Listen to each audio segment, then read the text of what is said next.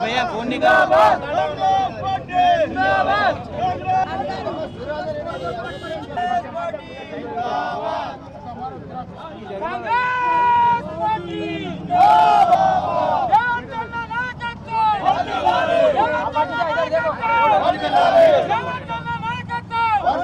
Congress party assembly ఎన్నికల్లో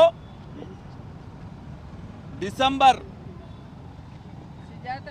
9 తర్వాత ఏర్పడితే మేము 2 లక్షల రుణమాఫీ చేస్తామని చెప్పేసి రాష్ట్ర ముఖ్యమంత్రి రేవంత్ రెడ్డి గారు ఆనాడు పిసిసి అధ్యక్షుడి హోదాలో ఇచ్చిన మాటకు ప్రజలు ఓటేసి అధికారం తీసుకొచ్చినందుకు ఆ మాట నిలబెట్టుకోవడానికి మొన్నటి పార్లమెంట్ ఎన్నికల్లో కూడా చెప్పాడు.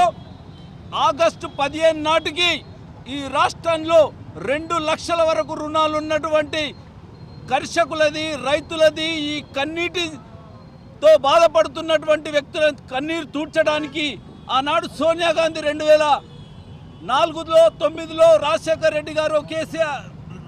రెడ్డి గారు సోనియా గాంధీ గారు మన్మోహన్ సింగ్ గారు ఇచ్చిన హామీ ప్రకారం ఆ రోజు కూడా మాఫీ చేశాం. ఈ రోజు కూడా ఇప్పుడు ₹1,00,000 వరకు చేశాం.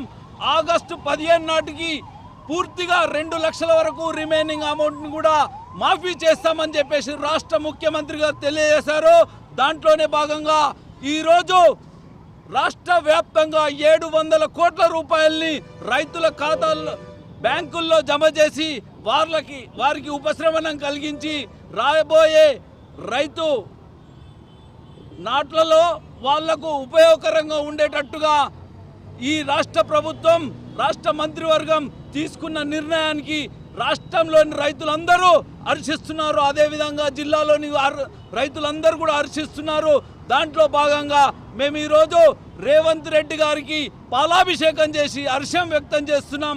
వారు ఇలాంటి ప్రజా ఉపయోగకర కార్యక్రమాలు నిర్విఘ్నంగా కొనసాగించాలని చెప్పేసి మేమందరం కోరుకుంటూ రేవంత్ రెడ్డి గారి నాయకత్వం